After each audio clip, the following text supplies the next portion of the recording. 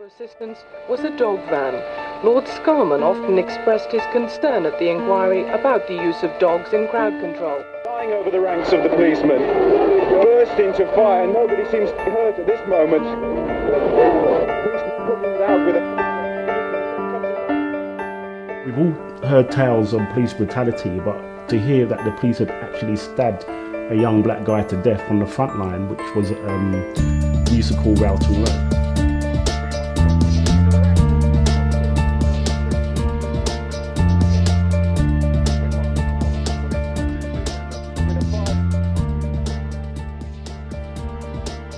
For me, 1981 was about a sense of powerlessness on the part of the overwhelming majority of people who lived in Brixton.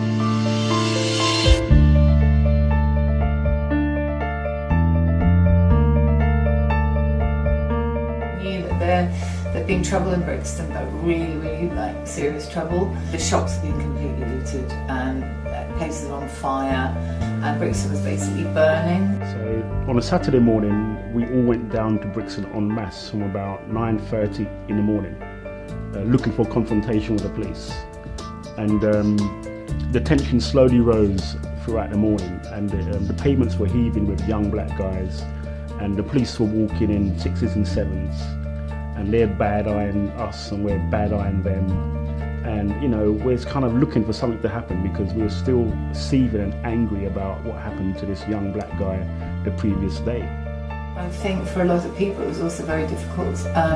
There was racism, a lot, and young black youth especially were just stopped and searched in the street. There was something called sus laws, and an Operation Swamp, unbelievably, Operation Swamp 81, which was the London Metropolitan Police, and they just stopped anyone, especially black youths. And there were quite a few deaths in custody, and it wasn't nice. Subsequently, I did become a police minister, the minister for police, in 1998. A police service which exercised its powers of stop and search with greater discretion on the Macpherson report, so that we had a police service that was drawn in terms of its makeup from a broad cross-section of the community, and a police service which exercised its powers of stop and search with greater discretion.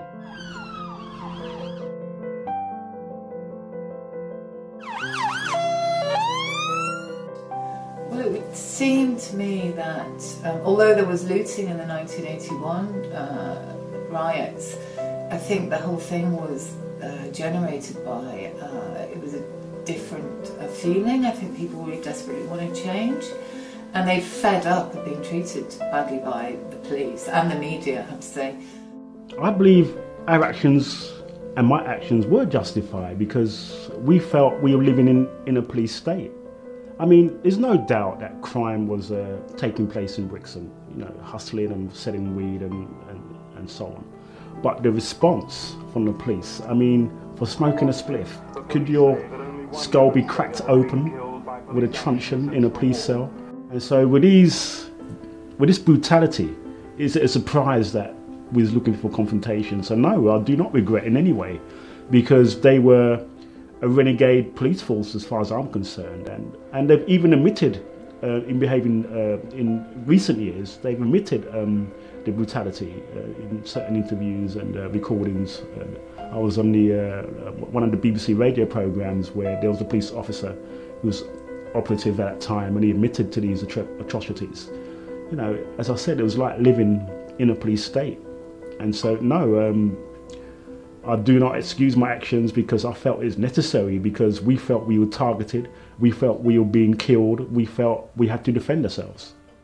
You have to ask ourselves, what can we do to make a difference? And my belief is that people, by getting together, by being focused, by being organised, can make a difference.